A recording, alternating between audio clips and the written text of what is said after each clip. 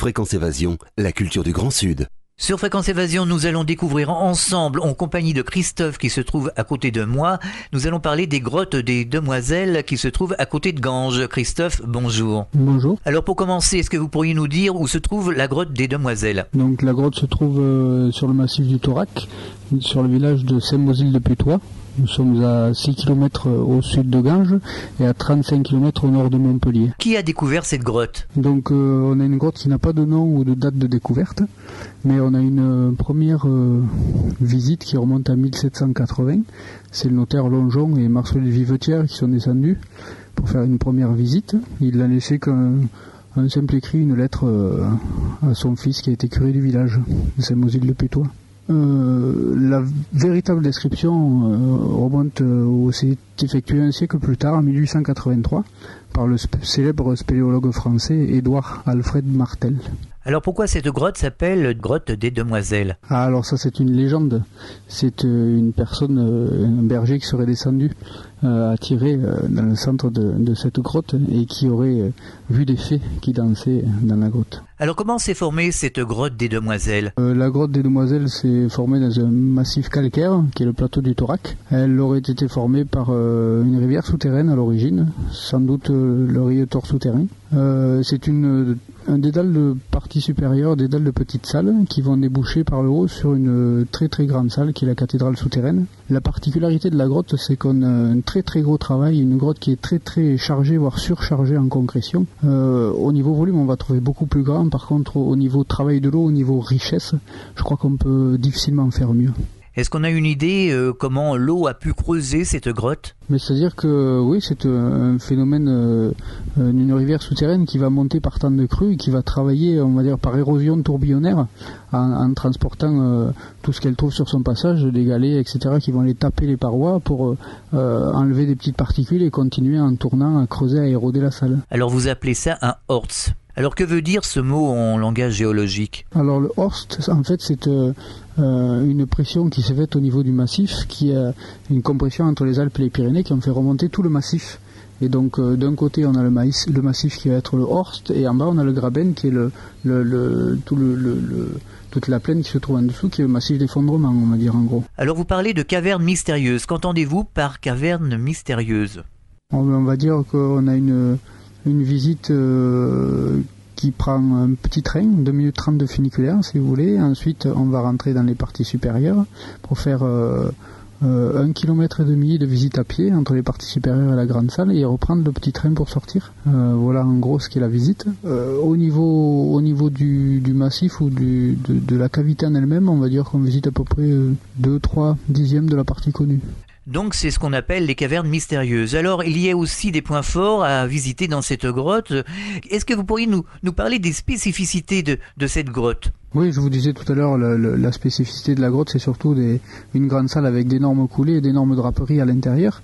Vous avez certains points, vous venez d'évoquer le manteau royal, qui est une des premières draperies que l'on va voir du moins dans la première salle. Ensuite, on va passer vers l'entrée naturelle, donc qui est un aven, donc un puits où on arrive par le bas, pour après descendre dans la salle suivante, qui sera la salle à manger, où les premiers spéléologues s'arrêtaient pour se reposer, puisqu'à l'époque on va dire qu'ils avaient à peu près 14 heures de visite.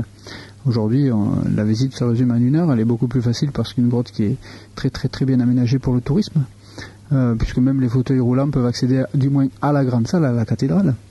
Et ensuite on va plonger par le haut, donc dans la grande salle, la cathédrale des abîmes, pour arriver progressivement vers la Vierge qui a poussé au centre vraiment de la cathédrale, et après remonter à une très très très belle coulée stalagmitique qui sont les grandes orgues. Oui, nous en parlions de ce manteau royal, donc hors antenne. C'est un endroit à visiter, intéressant, particulier de cette grotte des Demoiselles.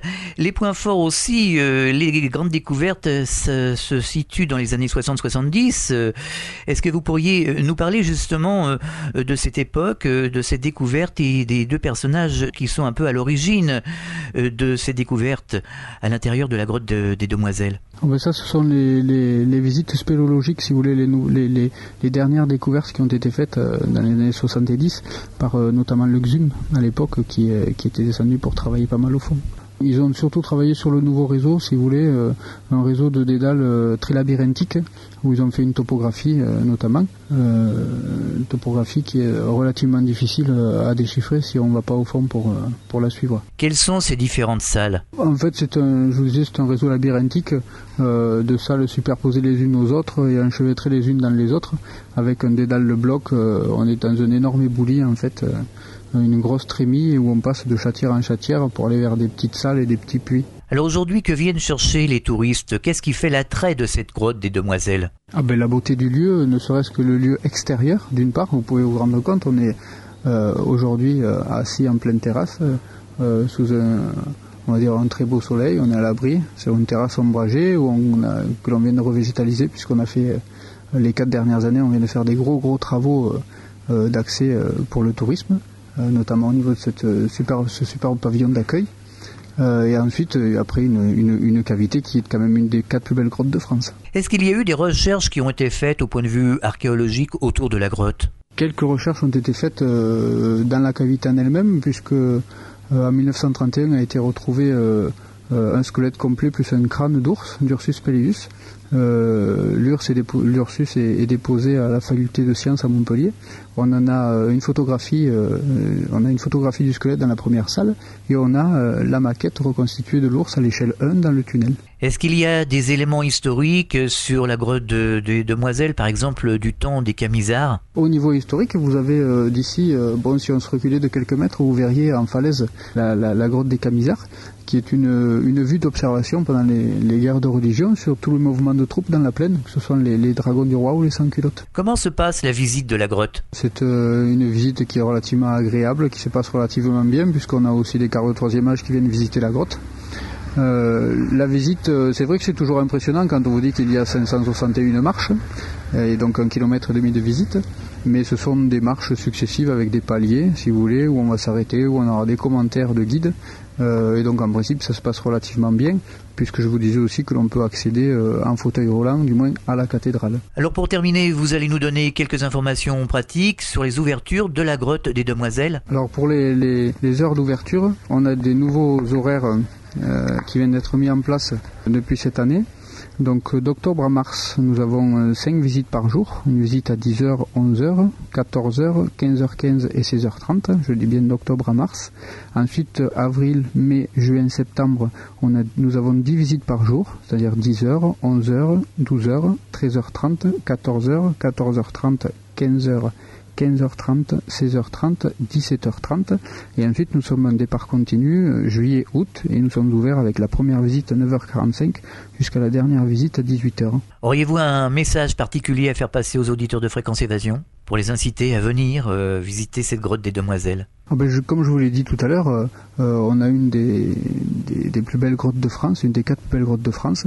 C'est une grotte très très chargée en concrétion.